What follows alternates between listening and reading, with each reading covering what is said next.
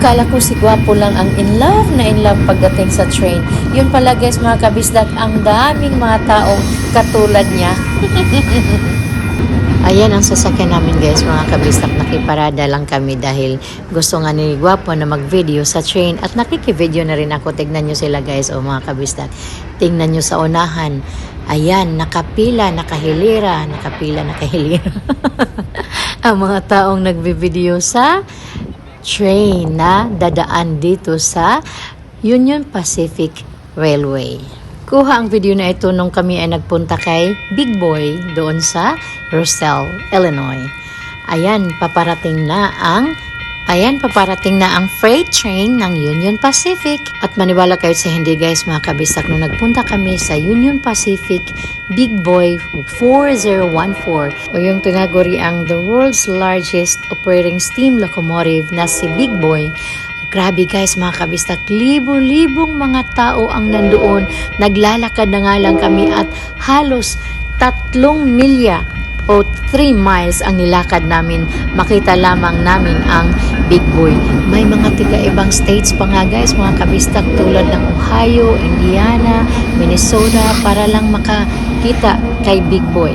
Bata at matatanda nandoon, pati mga buntis may nakikita ako doon guys mga kabistak. At imagine niyo, tulad ng sabi ko, halos 3 miles ang nilakad namin dahil wala nang mapaparkingan ng mga sasakyan, kaya no choice kundi maglakad, makita lang si Big Boy.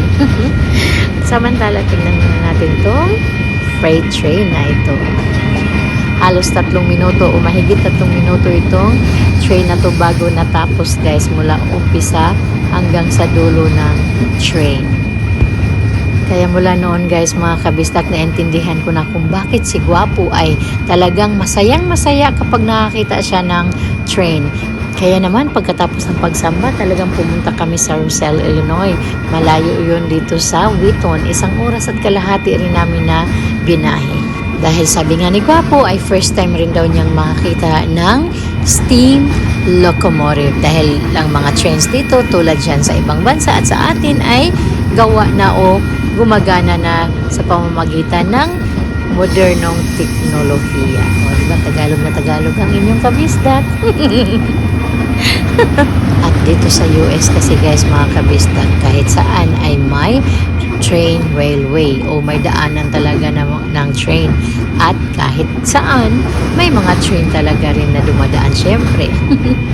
Lalo na dito sa tirahan namin o dito sa Wheaton, nasa tapat mismo ang train station kung saan kami nakatira. Kaya naman pagkatapos ng trabaho, sa halip na dadaan kami doon sa kabilang kalye kung saan hindi kami masastop ng train dahil dadaan kami sa taas ng tulay papunta sa aming tirahan.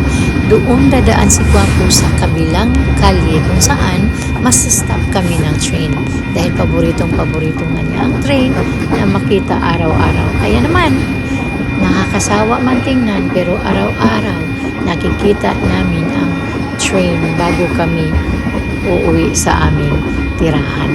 Isipin niyo yun? Ganon ka-obses si Gwapo. Akala ko car show lang ang gusto ni Gwapo dahil kung saan-saan kaming car show nakakarating guys mga kabistak. Kung saan-saang bayan dito sa Illinois kami pumupunta para lang makikisali sa car show. Ay ito, train din pala. Gustong-gusto ni Gwapo. Ay nako. Kaya naman ang inyong kabisdak, walang magawa, video rin ng video.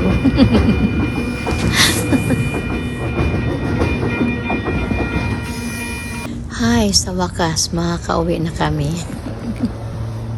Tignan nyo, busy-busy si Gwapo.